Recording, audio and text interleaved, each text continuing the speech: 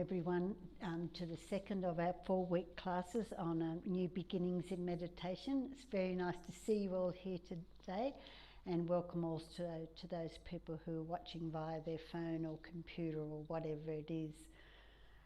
This is our second week doing the course in the peaceful land of joy. I hadn't been in the temple till last week for about a year, and it was so nice to come back. And it is very nice to be here again. Some of you who are watching at home might have seen some of our beautiful gardens as we were getting ready to start the session.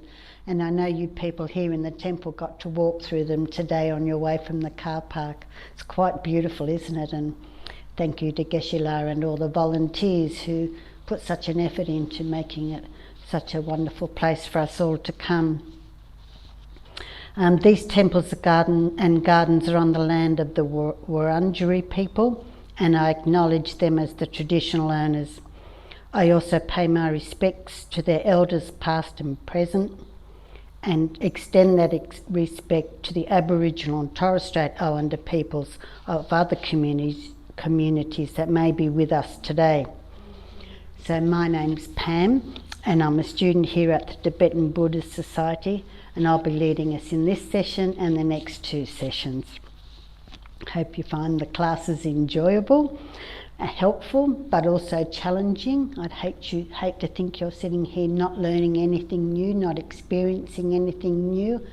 Buddhism is a journey with many hills and falls and scab knees and all that sort of thing, but it's a beautiful journey indeed. So I hope this session takes you along your journey, challenges you, but also brings joy to your heart. I want to start this week session by apologising for the lack of sound at the beginning of last week's session. Last week was the first time we have run a session both in the temple and online, and unfortunately we had some sound teething problems. It's just another challenge in our COVID society. We're pretty confident we've got over it this time, but if we happen to disappear with sound, if you could just be patient, and we'll be back again as fast as we can. And so because some people missed the beginning of last session, what I'd like to do at the beginning of this session is just quickly catch up on some of the aspects of what we went through last time, so that they're up to speed with the rest of us. Last week I started by congratulating everyone for their kindness in giving yourselves this hour and a half for this session. It's not necessary that you use this hour and a half just to be here, but I think it's amazing in this challenging world that you've managed to give yourself any time for anything. You know, we're so busy running here and there, doing this and that, following up, checking our phones, everything that goes on in our busy lives. It's really lovely to think that you've given yourself an hour and a half to just quietly sit and develop yourself and develop your heart in the way that will be helpful for you. 2020 was a tough year for so many of us. Here in Melbourne, Victoria, Australia, and around the world. Even though Melbourne is currently experiencing what is hopefully just a COVID hiccup, in Australia, as we begin our healing journey forward, we also reflect on the huge worldwide impact of the pandemic. So this 4-week course, and this is week 2, New Beginnings in Meditation, has a couple of purposes. It's an introductory meditation course where we can experientially have a go at learning about meditation.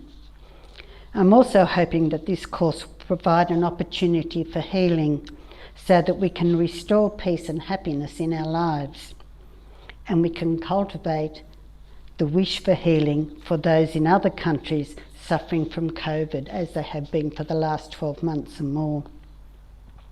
And I hope that these sessions can bring relief for all living beings, no matter what they're suffering.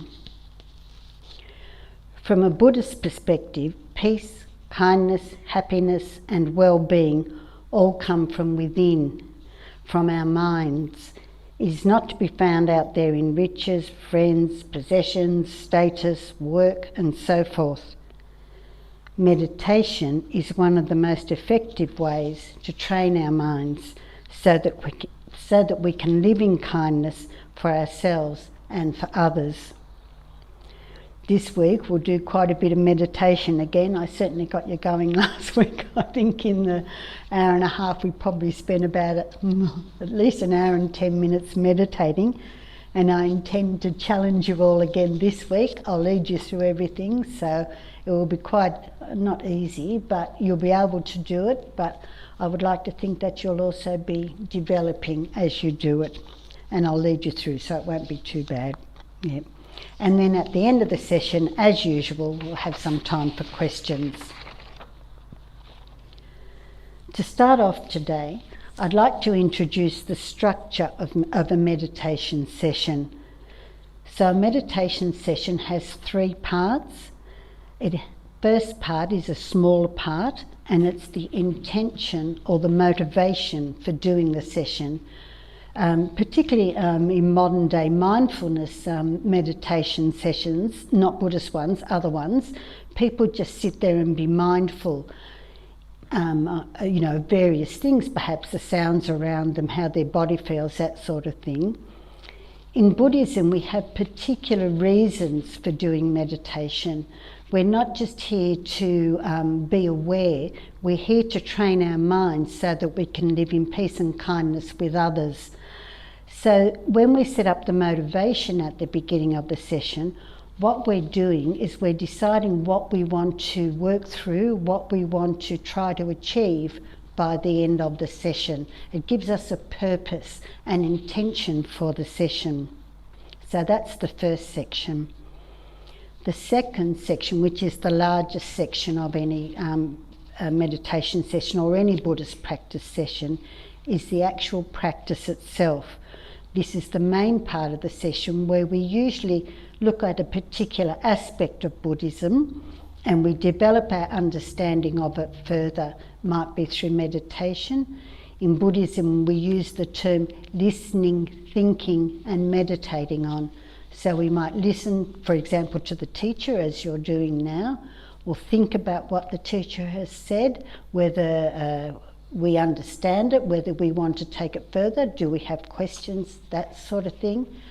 And then we meditate on the teachings so that we understand them further. So there's various ways we can look at how to practice in a session, but all of them are designed to develop our knowledge, our understanding, our heart with Buddhism, and also how to live Buddhism in our lives. Buddhism just isn't contained in these four walls. Buddhism is a life practice, and if we only did it in these four walls, that would indeed be quite a shame, I think. Buddhism is about peace and kindness out there in the challenging world. How can we do it as best we can? So the second section of a session is the practice section, and it's the biggest section. Then at the end, we always do what's called a dedication, where we seal away the beneficial energy that we've generated through the session. There's a whole lot of reasons for this, but mainly it's so that we remember what we've achieved and we store it in our hearts so that we have that energy with us all the time. We don't just do a session, then wander off and it's gone. We keep the knowledge, the experience, the learning from it with us for as long as possible, and we do that by dedication at the end of the session. So, as we did last week, let's jump in the deep end again and get going with the motivation for the session, and of course we'll do this through meditation. Meditation takes us away from all that busyness in our lives and brings us to concentrate, to focus in our hearts about what we are trying to achieve. So meditation provides a much more direct way to set up our motivation at the beginning of the session. Don't worry if you're new to meditation, I'll guide you through it step by step. Okay, so here we go. The first part of a meditation is what I call the gym program of meditation. It's a breathing meditation. I would use that, I think most Buddhists would use a breathing meditation at the beginning of every session that they do. Sometimes the breathing meditation would be the entire session, but certainly at the beginning it's a wonderful way for us to strengthen our peace and our concentration of our minds. So we'll do a breathing meditation first, and then in that meditation I'll lead you on from there to establish the motivation for this session. Okay, last week I mentioned the standard posture for meditation. It's something your body will get used to do as you meditate quite often, and it almost becomes automatic. So, but for now I'll lead you through it step by step so you can get sort of like the routine of how to do it. It's sort of like when you leave your house in the morning to go to work, you know, you pick up your car keys, you get your handbag, you make sure you've got your coat, you shut the windows, you lock the doors, and then you go. Similarly, setting up your body in meditation is a way to get ready to meditate. It's really a nice way. It becomes very automatic. Okay, so observe your body as I lead. The first thing to do is to make sure your bottom is settled comfortably on your chair. Everyone here is on a chair. I know one person's on the floor, but either on the chair or on your cushion, whatever way you're doing it. If you're sitting on the floor, Usually you have your legs crossed or somewhere that is comfortable and usual for you.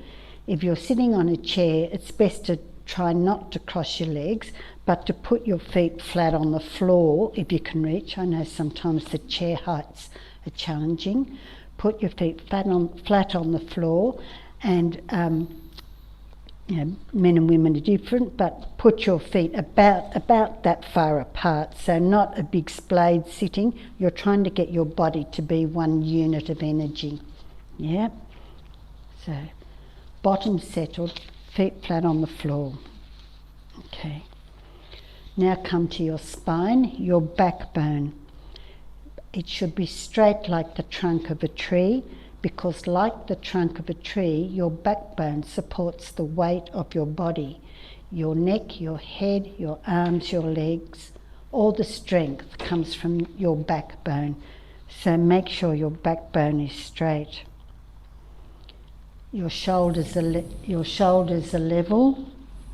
Your arms are relaxed, and they hang off your trunk of your tree, your spine, like the branches of a tree. Now if you just watch me for a moment, this part of your chest, if you just, I'll exaggerate it so you can see it clearly. We're inclined to sit like this. If you just lift this part of your chest, you will find that you will automatically straighten your backbone. I'll do it again. And you'll find that your chin comes into a nice position to meditate. It's not up here like this. If you lift your head too high, you'll find that you'll get agitated and you won't be able to concentrate. If you let your head fall against your chest, I'll guarantee that you'll go to sleep and you'll miss the rest of the session. So as you lift your chest, just let your chin just be at this angle so that you're sort of looking at the ground about 1.5 meters, 2 meters in front of you. Your mouth, jaw and tongue are relaxed and in a natural position. And your hands are resting in your lap. In this Galap tradition here, Tibetan tradition, what we do is we put our left hand down first, sort of like the shape of a shell. Then we put our right hand on top of it, both of them palms up. And then our fingers just naturally, the tips of our thumbs just naturally come together, and you let them sit in your lap. If you're used to putting your hands on your knees or using a position like that, please do. Whatever works for you, that's the way to go, and that will be your usual, your standard posture for meditation. When you put your hands in your lap, you'll find, particularly if you're sitting in a chair, that your thighs really nicely support the weight of your arms, so it's easier to sit comfortably for a longer period of time and focus on something other than your body. Right, so that's a meditation posture. Just sit for a moment and take in your posture so that you get the feel of it, so that your body gets to know this pattern.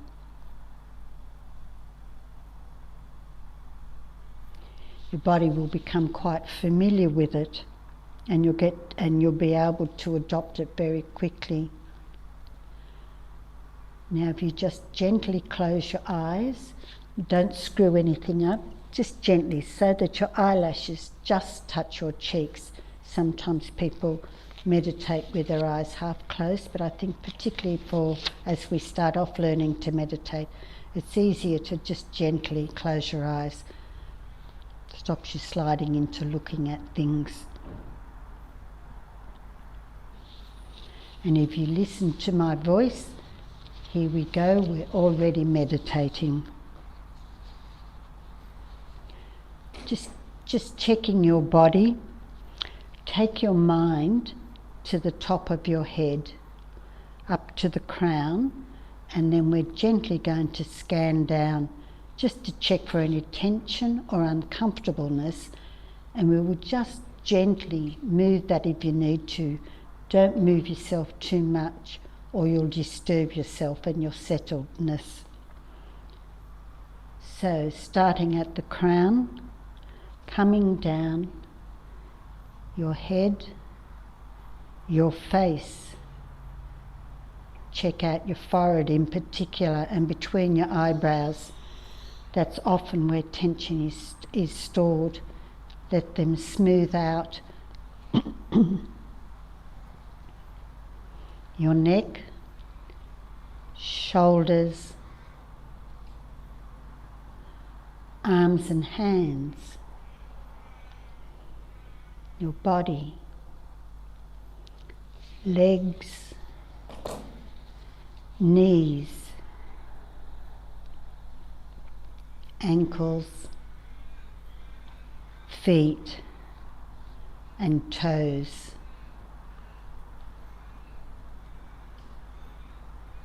Pausing there and checking,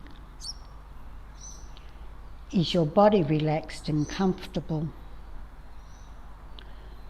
Not so comfortable that you fall asleep, but ready to focus on meditation. Move it just a little bit if you need to, but try not to disturb yourself. Nicely settled, aware but calm.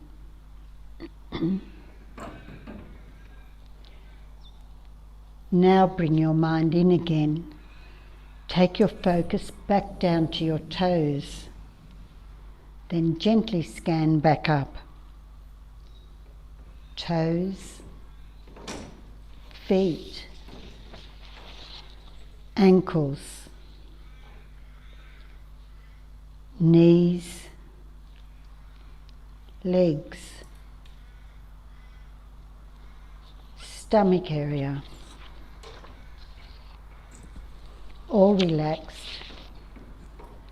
Then up to the level of your heart, the centre of your chest. Pause there and focus.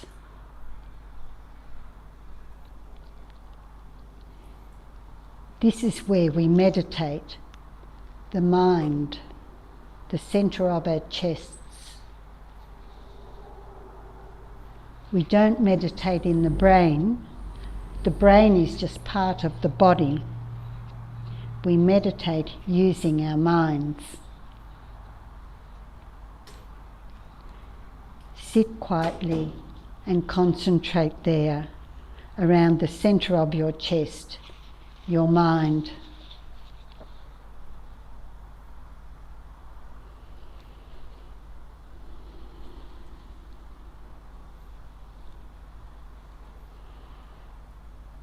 Now expand your concentration back to your whole body, quietly, stillly, if that's a word, observing your body.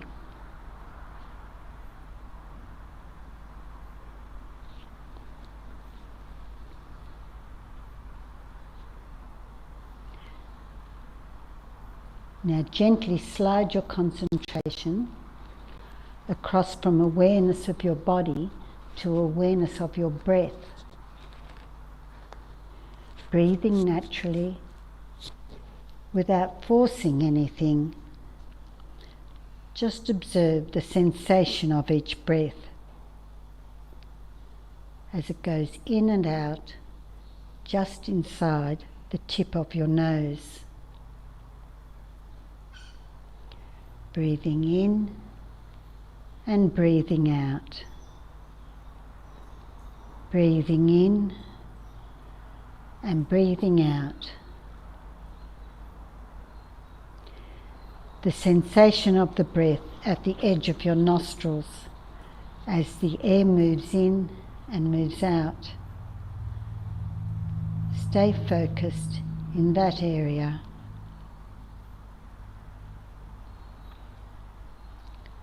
Let go of all distractions and agitations. Don't let them disturb you. Bring your mind back to focus on the breathing in and the breathing out at the tip of your nose.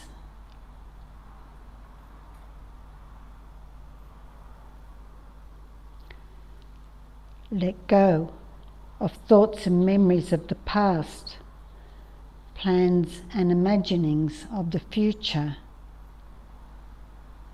They're of no use to you now. Train your mind to keep its focus just on the breath.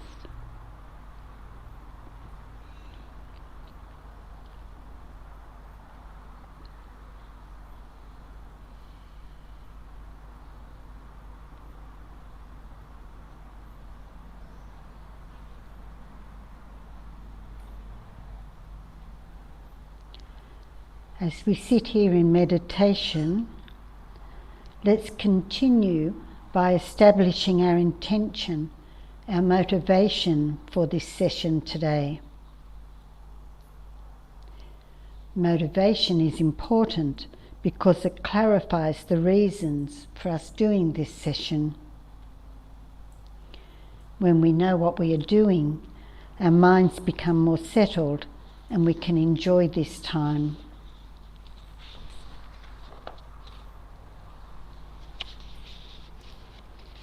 This week's session is about kindness. Kindness for others and kindness for ourselves. When we think about kindness for ourselves and others, we could consider it from two perspectives. The first perspective is the kindness of love and generosity. Generosity in how we think, speak and act towards ourselves and others. How can I help this person? What does this person need to be happy? How can I help myself? What do I need to be truly happy?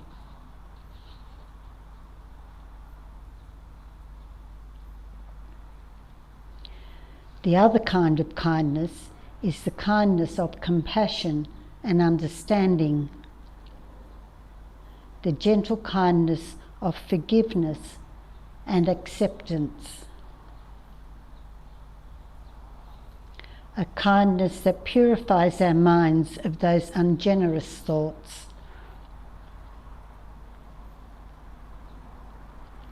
It is so easy for us to have such high expectations of others and particularly ourselves. We push so hard, but it is never enough. It is never good enough. Our lives, our actions and speech, how we feel. So often our automatic go-to pattern is that we never give ourselves or anyone else a break.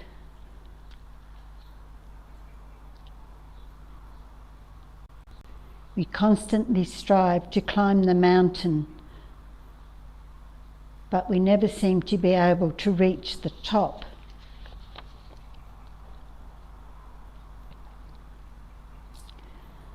So this week, as we celebrate kindness, our motivation for the session is acceptance. Acceptance of ourselves and acceptance of others, the qualities and the blemishes. Sit quietly and establish this motivation in your heart.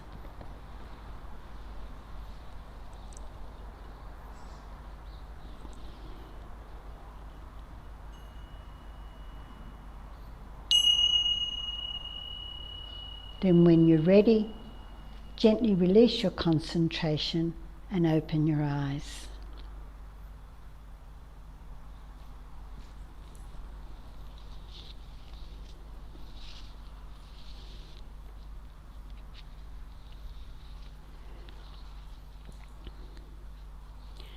Just by doing the breathing meditation and establishing our motivation, we have already been kind to ourselves. resting our bodies in peacefulness, resting our minds in acceptance.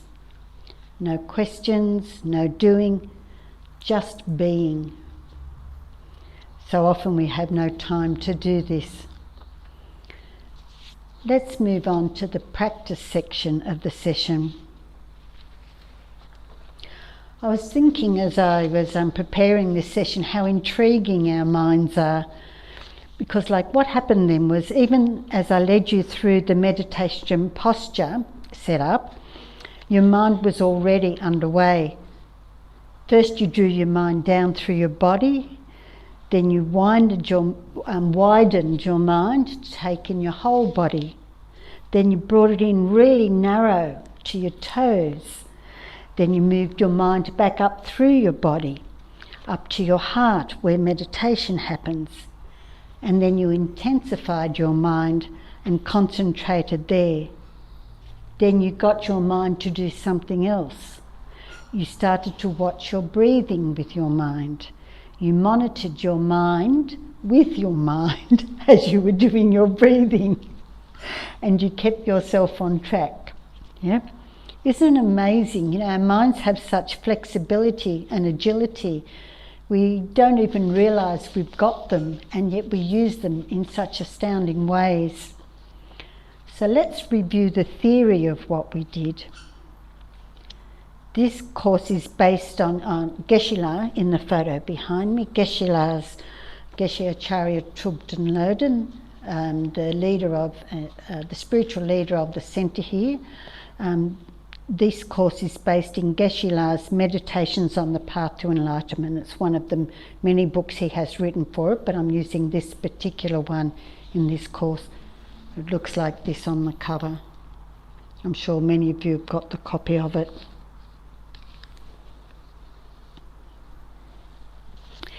In this book, Geshe says, meditation opens the world of your mind.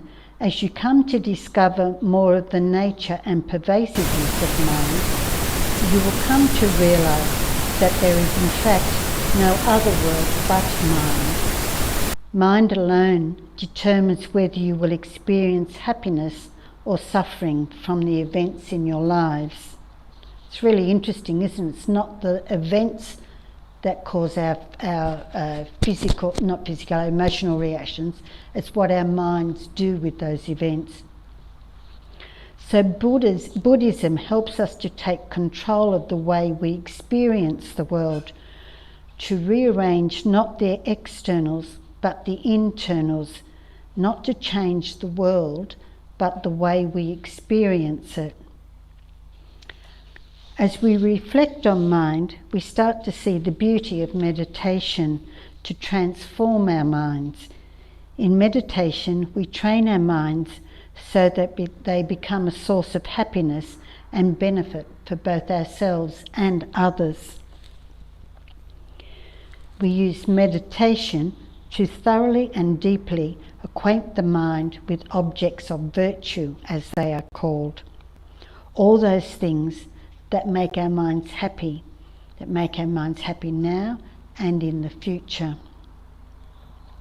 Obviously, kindness, the topics of today's session, is definitely an object of virtue. Kindness brings great happiness to us as we are kind, and it also brings great happiness to people who we offer, or not only people, to all living beings that we offer kindness to. So, let's return briefly to our breathing meditation to enjoy the happiness of kindness, and then I'll extend it further. Okay, I love this. I love watching you because already you're getting your bottom settled. It's really good as people automatically start, when they've done it a few times, start to pick up the meditation posture.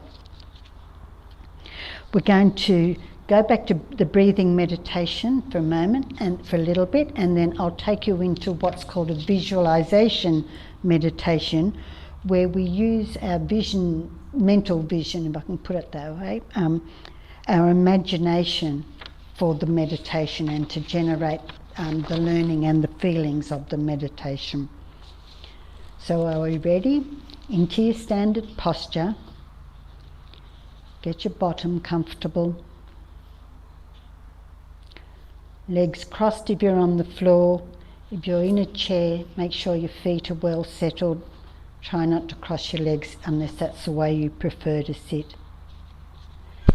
Focus on this part of your chest, bring it up to straighten your backbone. Your jaw will naturally tilt forward, that 45-degree angle. Not too far down or you'll fall asleep, not too high up or you'll become agitated. Shoulders level, arms relaxed, comfortable, no tension. Mouth, jaw and tongue relaxed in a natural position. Sometimes it's helpful to put the tip of your tongue behind your top teeth. It's just a way of controlling like saliva flow and helping your mouth be more comfortable. But that's a choice situation, just do what works for you. Your hands resting gently in your lap, palms up, tip of your thumbs just gently touching. And you're ready.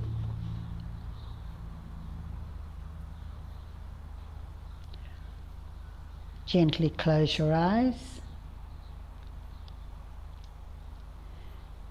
Now put just a small half smile on your face, a small half smile on your face. You'll find that when you put a small half smile on your face, it will actually relax your face, particularly where tension is stored in the forehead, between the eyebrows and so forth. It's sort of like you can't smile and be uptight all at the same time. It's a beautiful thing to do at the beginning of meditation.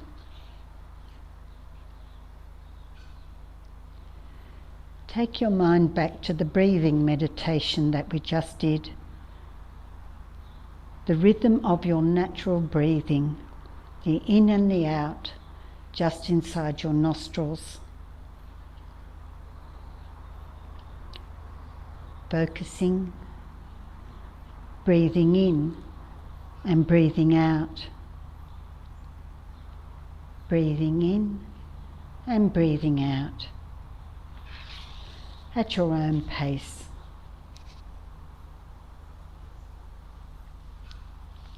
Using part of your mind just to observe yourself breathing. Keeping yourself focused.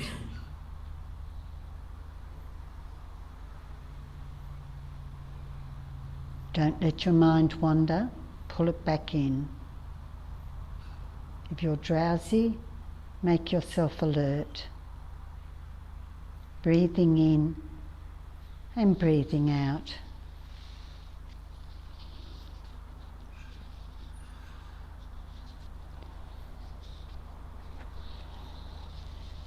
Now I want you to specifically notice the out breath at the tip of your nose.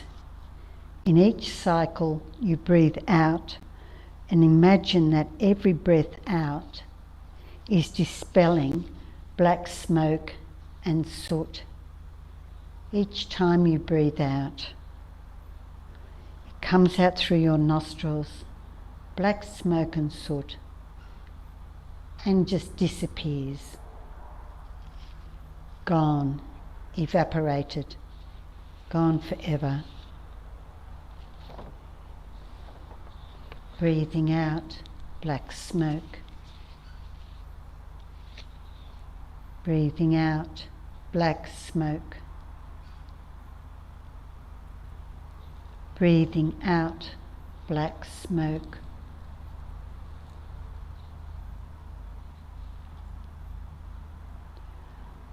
What kindness and compassion for yourself, cleansing. Each out breath rid you of all that sadness, exhaustion, anger, grief that you keep giving yourself, all those hassles and so forth. Gone, dissolved, breathing out, breathing out. How beautiful to see that black smoke just disappear, just disappears, dissipates into nothingness. Breathing out.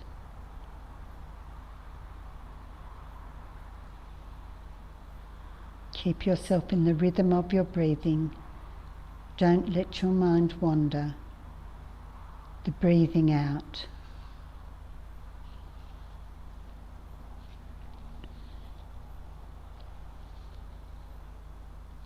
Such kindness, compassion, and understanding of yourself.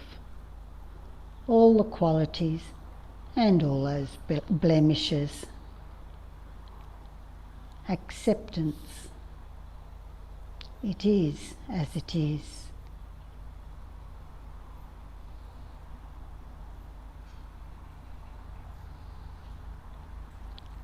Healing. Gone forever. What a relief. Breathing out. Breathing out.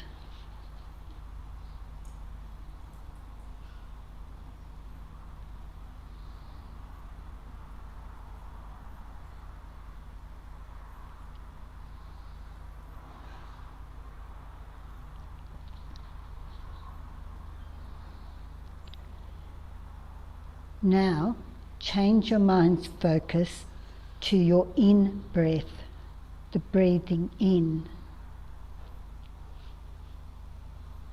With each in-breath, breathe in the most beautiful crystal clear air. Maybe air from the top of the Himalayas, or maybe from Antarctica. Crystal clear, refreshing, like you have never experienced before. Breathing in, breathing in. Keep your mind on track. Don't let this time be stolen from you. Focus your mind. Breathing in, beautiful, flowing in, filling your entire body.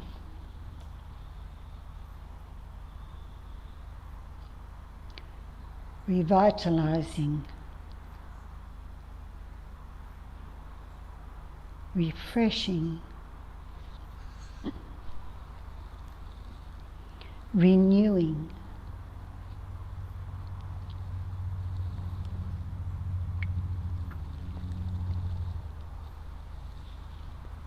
Happiness.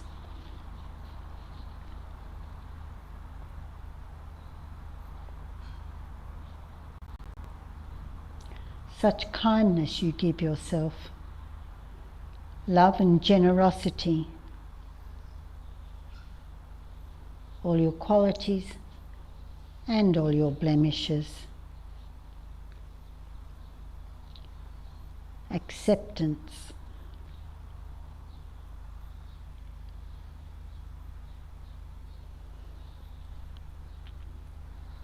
Blessing and healing. Breathing in, crystal clear. Breathing in.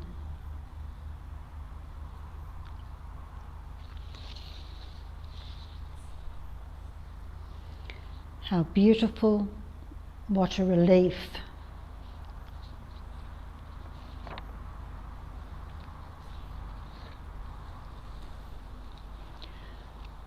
Concentrate single-pointedly on your kindness for yourself. The kindness of love and the kindness of generosity.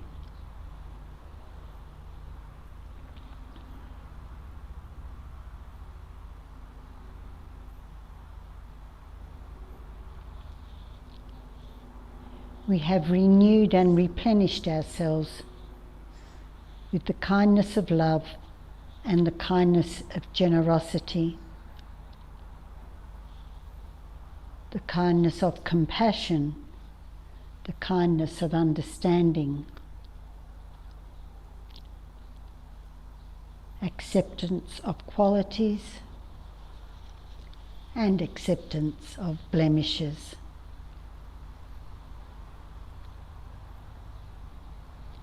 Store this acceptance in your heart. How beautiful it is.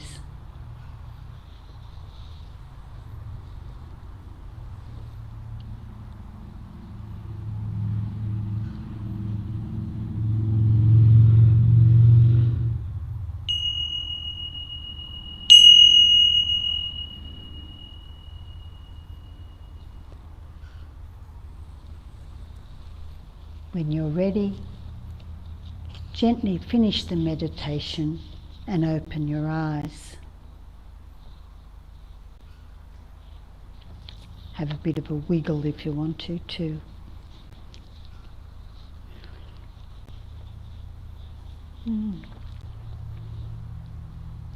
Pretty marvellous stuff today. Such healing kindness, love and compassion, generosity and understanding. All of this has been created in our minds, in the beauty of our minds, the potential of our minds for acceptance of our qualities and our blemishes. But I want to push us ourselves further with our kindness, our love and compassion.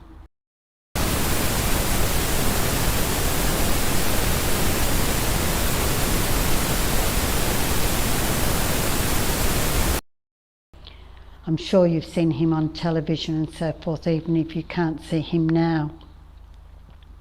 His Holiness is the spiritual leader of the Gelug tradition of Tibetan Buddhism, the tradition of Mahayana Buddhism that is practiced here at Geshe Centre.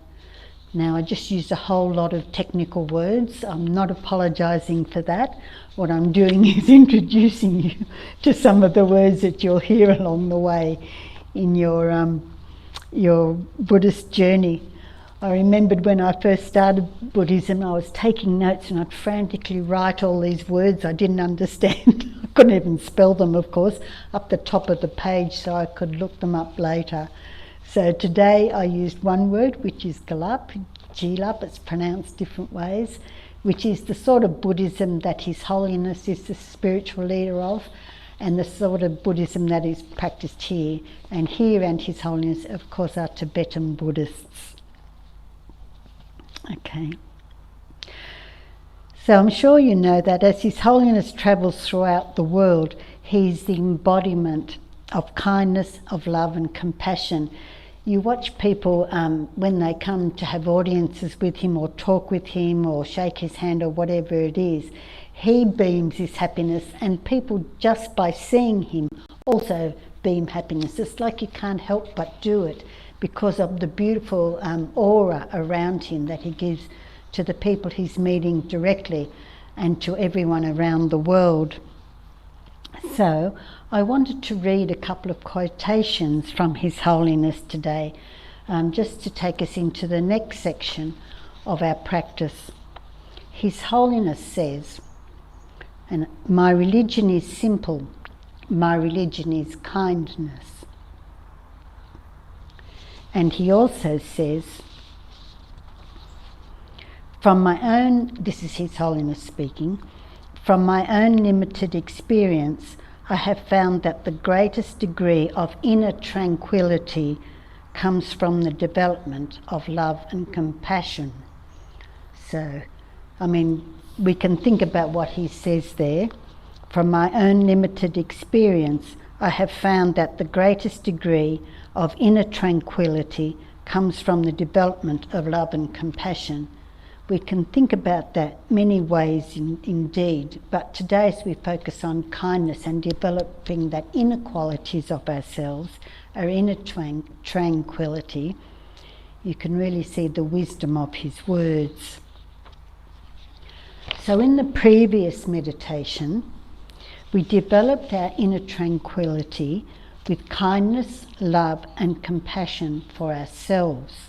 And what a wonderful thing it is to do that, to care for ourselves, to embrace ourselves in love and compassion. But in this meditation, I want to push us further to not only care for ourselves, but to care for others with our kindness, our love and compassion. One of the other words I used in that alphabet soup I said a minute ago was the word Mahayana. And one of the aspects of Mahayana Buddhism, is that we not only are looking for happiness and caring for ourselves, but we are all the time trying to develop our ability to care for all sentient beings, all human beings, all living beings. So in Mahayana tradition, which is the tradition that is taught here, we try to care for others as well as ourselves. Notice I'm deliberately not leaving ourselves out.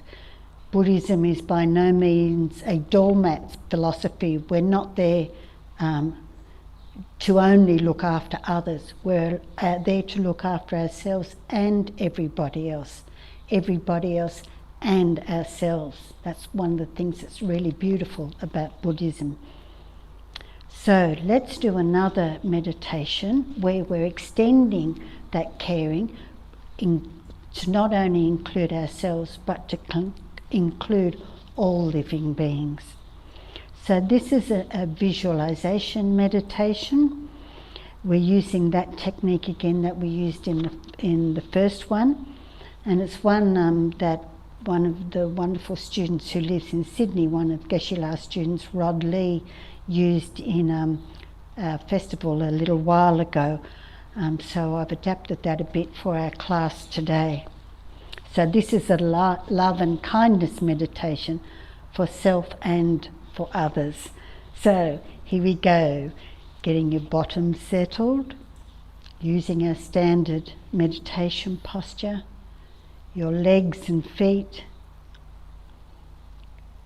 Lift up your chest to get your backbone straight. Check your shoulders and your arms. Have a look at the angle of your jaw, probably about 45 degrees.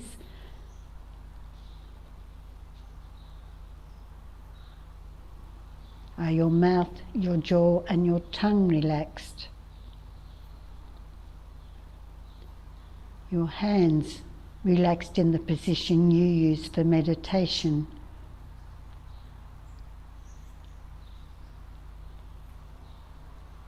Gently close your eyes. And a small half smile on your face. And you're ready to meditate.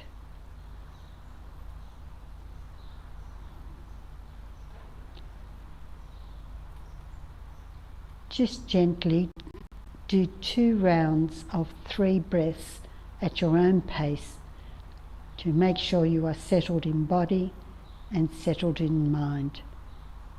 Breathing in and out, 1, 2, 3, 1, 2, 3. Just at your own pace.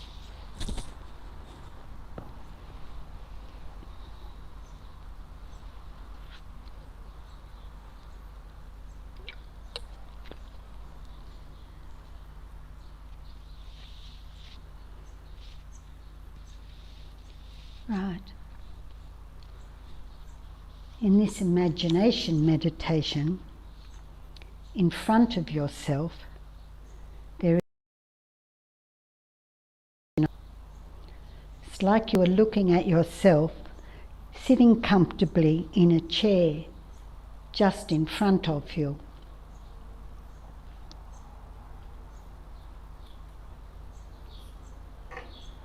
Create that visualization with your imagination.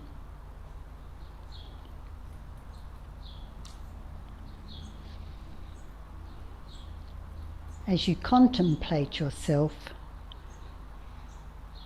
Gently repeat these words in your mind. May you be well.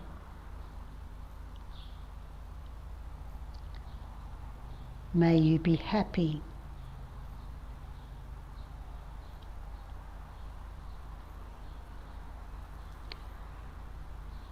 May you be free of suffering.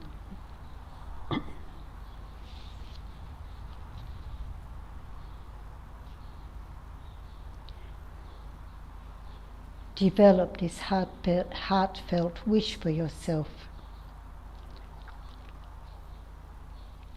sending these loving thoughts to yourself sitting in front of you.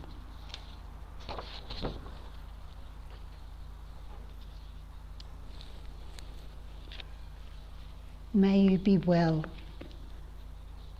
May you be happy.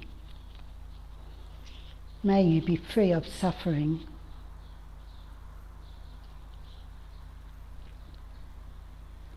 Really wish this for yourself.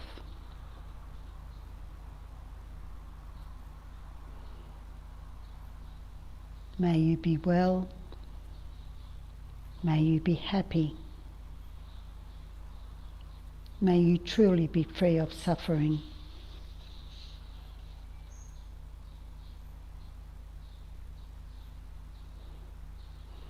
You can see that other part of yourself relaxing with these pure thoughts of loving kindness, accepting these good wishes.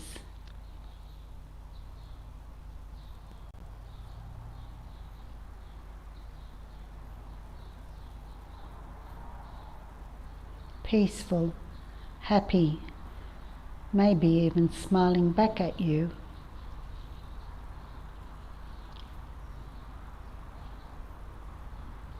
Your inner tranquility is aware of this.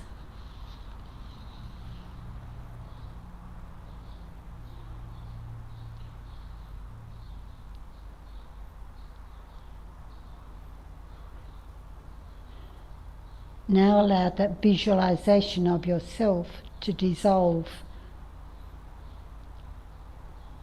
Just disappears into nothingness. And replace it with a loved one or a friend, someone you care about.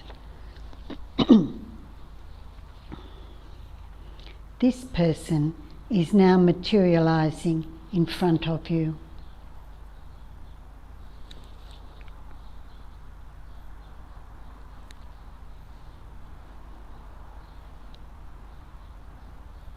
Send these same wishes to them.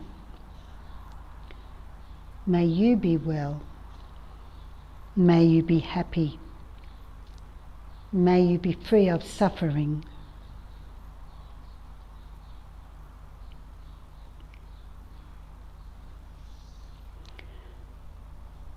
Sending these wishes of loving kindness to the person that you care about.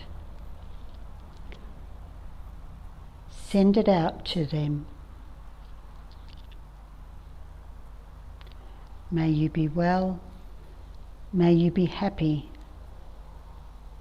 May you be free of suffering.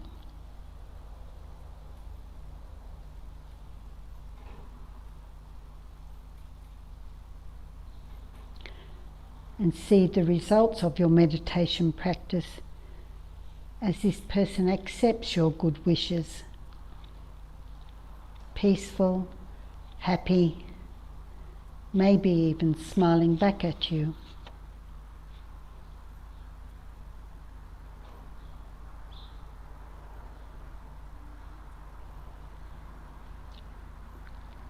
Feel your inner tranquility grow.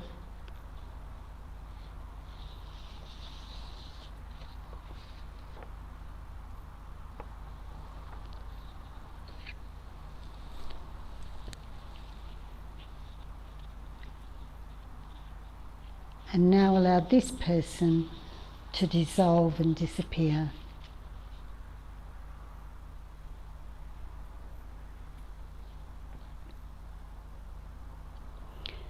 Now your visualization is replaced with other people that you might know, but not so well.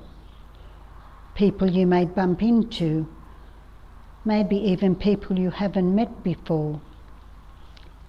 Let those people materialize in front of you.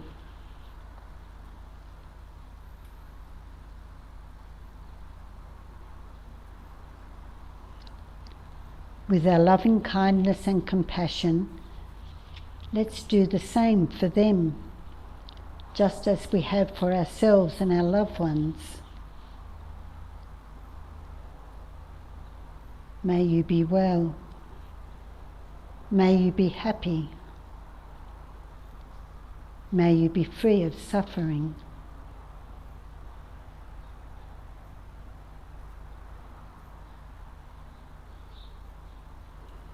Those people are just like us. They only want happiness. They never want suffering. May you be well. May you be happy. May you be free of suffering.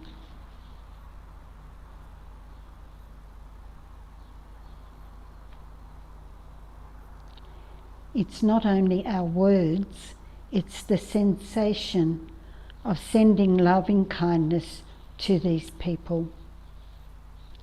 Really connecting with all of them, with our emotions, opening our hearts to them.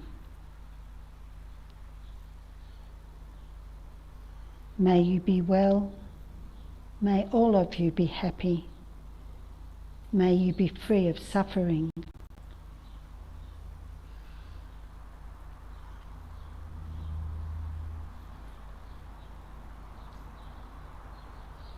See the results of our practice as they accept our good wishes, peaceful, happy, maybe even smiling back at you.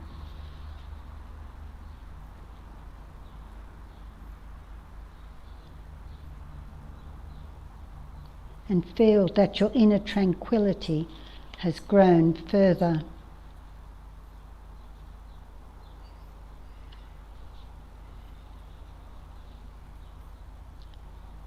Now allow them to dissolve.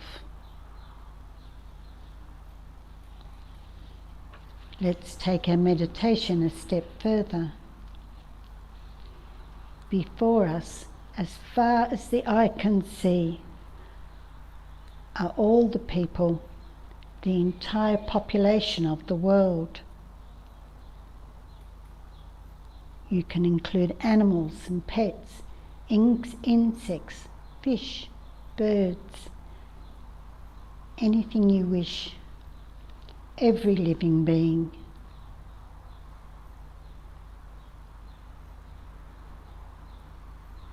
You are sending loving wishes out to all of them. May you all be well. May you all be very happy. May you all be completely free of suffering.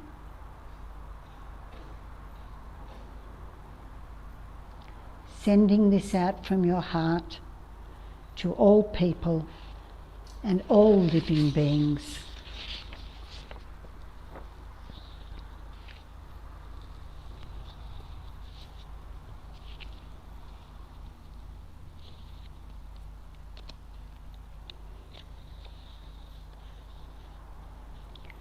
See the results of our practice as they accept our good wishes, peaceful and happy, and maybe even smiling back at us.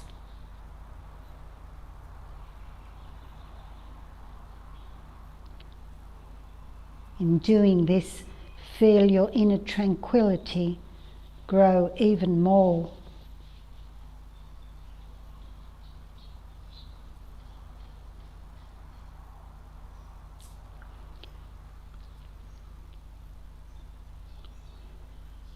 Now allow all of them to dissolve as you take your mind back very gently to the breathing meditation that we started with. The breathing in and the breathing out.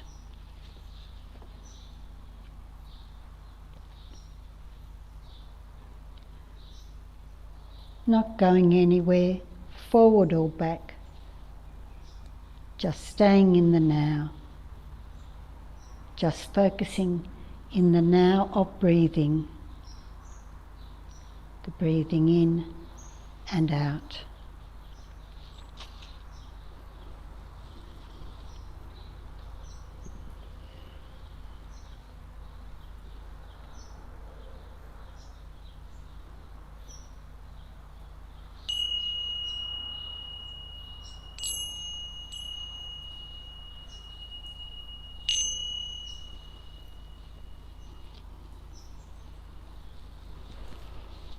Then when you're ready, gently open your eyes and finish the meditation.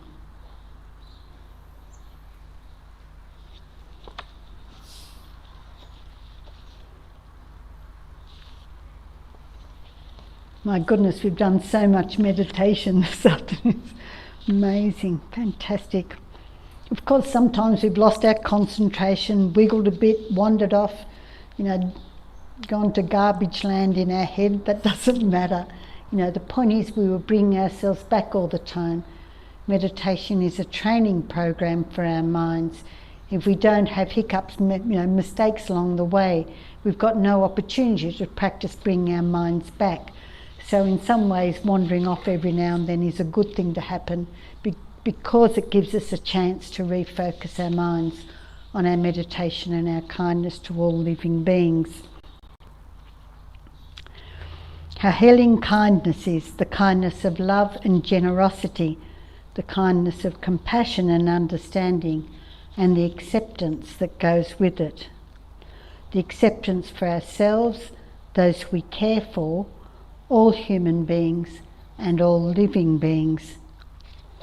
So thank you for doing that meditation. I think it's beautiful. It's a gift to the world that we do a meditation like that. Okay, so the third section of any practice session, we've done the motivation at the beginning, then we've done a big section of practice, then we have a little section at the end which is called the dedication. We should always finish our session by doing the third part, the dedication. Dedication makes sure that as we return to our everyday world, we protect our merit by storing the energy and the understandings from our practice. For our dedication today, let's take a brief listen, not necessarily a meditation, but let's listen to this week's verse. I started last week using a verse, saying that we were going to use a verse each week. We're using a verse again this week, and as you leave the temple, there'll be little handouts you can pick up on the table, and I think Marnie might pop it up on the screen for me. Thanks, Marnie, fantastic. So, for our dedication today, we're going to use a verse from the incredible Thich Nhat Hanh, who's a marvellous Vietnamese monk who now lives in France, although I have an idea he might have gone back to Vietnam in recent years. So, what I want you to do is just get yourself settled. We won't do this as a formal meditation, we'll do it as a listening meditation. When you're ready, just gently close your eyes to help your mind focus and be ready to listen. And I'll read our dedication for today. We've done such important work during today's session. We have used visualization meditations to nurture our kindness, our compassion, our understanding, our love, and our generosity. All of these culminating in our acceptance of ourselves and others. Acceptance of our qualities and acceptance of our blemishes.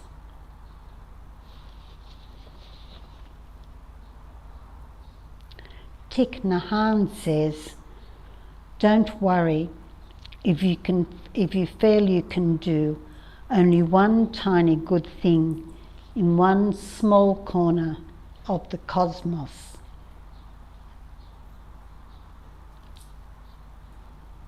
Just be a Buddha body in that one place.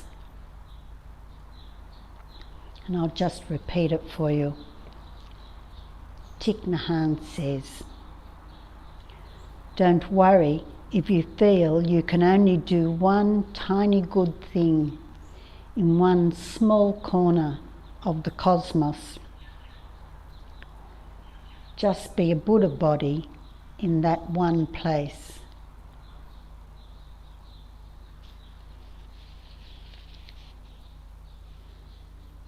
Thich Nhat Hanh says, don't worry. He has such kindness for us, such acceptance in our one tiny good thing.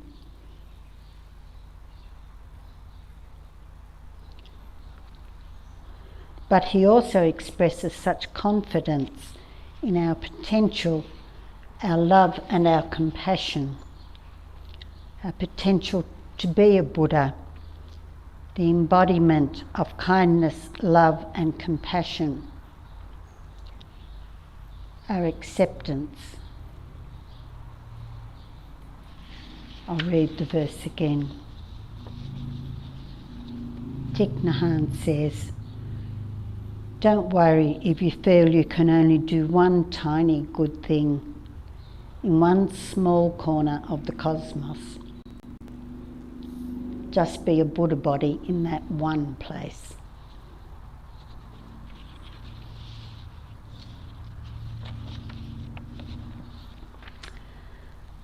And when you're ready, just release your concentration and open your eyes.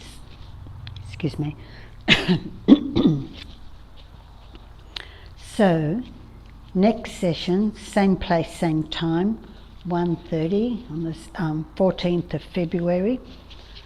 We'll do heaps more meditation. You only did about an hour and 20 minutes today. It was just incredible. You know, for a beginner course, you guys, the focus of you was, it is marvellous, isn't it, Donna? The focus is amazing. It's beautiful to watch and be part of. Yeah. So before we take questions, I'd like to do a quick show and tell, you know, just like school. If I can find it. Now, last week someone asked me a question about the possible challenges of being a Tibetan Buddhist in the Western world. In part of my answer, I said that we are so fortunate to have our wonderful guru, our teacher, Venerable Geshe Acharya Thubten Loden, behind me, our spiritual leader, and ordained, I can't speak, an ordained, highly realised Tibetan monk. I also mentioned that we have been taught the Buddha's word directly from the 108 volumes of the Kangya and from the treatise, the commentaries of the 224 volumes, the commentaries on the Buddha's word, called the Tenga. Now, for people who are here, the Kangya's up there and the Tenga's up there, and I wanted to show you what it's like because they're quite beautiful. They're actually in each of the volumes is in a box. It's sort of, please excuse me, Geshe, but it's sort of like an egg carton box, okay? And then in the box is the text wrapped up something like this. It's wrapped in a cloth very beautifully, very carefully. And then on the front, as you can see from the coloured bits up there, each box has, it's sort of like the numbering system you would see in a library, has a numbering system on it so that people know what's in that box and also where to replace that box after they have finished looking in it, right, reading from the text and so forth. Now our texts are in Tibetan, so that's a bit challenging for me to say the least, but it looks something like this. So inside the box I have this wrapped, and inside that is the text. So I'll just unwrap it like this.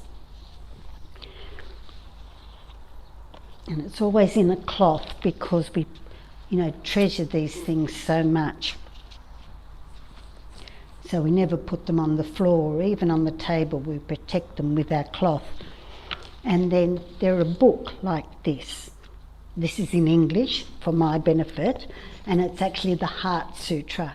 These books aren't bound, they're individual pieces of paper. So this one is the Heart Sutra of the Perfection of Wisdom. And then, so that's sort of like the front page, the front cover. And then through it, I know you can't see it, it doesn't matter, you'll get the idea. You get the beautiful text of this particular sutra, this particular teaching of the Buddha. This is probably the teaching of the Buddha that all the rest of Buddhism stems from, the Heart Sutra. So the way I would read it and teach from it, if I were to do that, is I open my cloth, put it down nicely, I look at the front one, then I turn it over, and then I read or teach from the next one. The Heart Sutra is a presentation of profound wisdom on the nature of emptiness, etc., etc. So I go through the first page, turn it over, then I come to the next page of text. Read from that one, teach from that one, turn it over, and so forth through the whole sutra, the whole chapter perhaps, or the whole focus of this particular teaching. So there are many pages. Some sutras have lots and lots of pages. Some sutras are quite profound and might only have quite condensed, they're all profound, and might have only 2 or 3 pages in it. But that's what's up there in those volumes. We see them and we look straight past them, but in there we are all the time being blessed by the words of the Buddha and by the words of the commentaries about the Buddha's teachings, and they're really lovely. So I thought I'd show you that bit of show and tell. I've used that with kids, school kids, because as you can imagine, you don't do a formal Buddhist teaching with school kids because they'd probably riot on you or something like that. But when they see what's going on here, it's really beautiful. And then around the walls are the tankas, the paintings, and some of those are of famous, well-known pandits, scholars and so forth, such as Atisha, and some of those, their commentaries on the Buddha's words are up in the Tenga. So it's very lovely getting to know this temple, and not only is it, I'm biased of course in my opinions, but not only is the temple beautiful, but it has such meaning for us as well. Okay, questions about today's session, comments as we finish up? Did you enjoy it? Did you work hard? Yes. I hope you worked hard as well as enjoyed it, not just sit there for an easy ride, training your minds.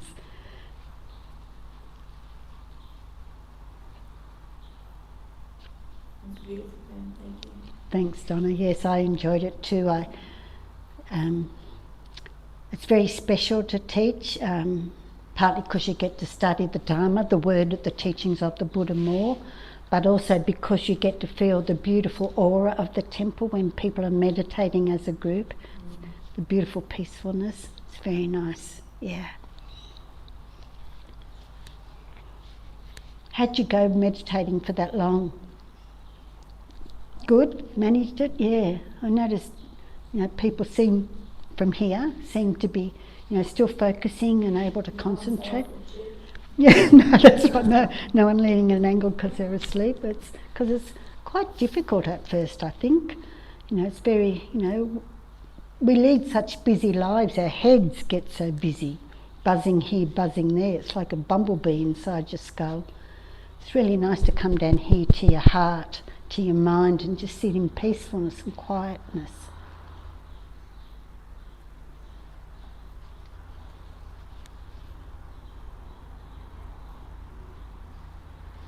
Any questions? Oh, you should challenge me more. Well,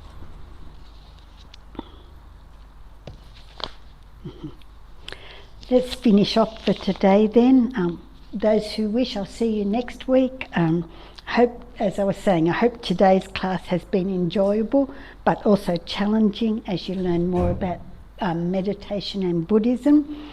And I pray that our practice today heals our hearts and brings us and all sentient beings health, peace and happiness. So thank you for coming today, people. Thank you. No clapping.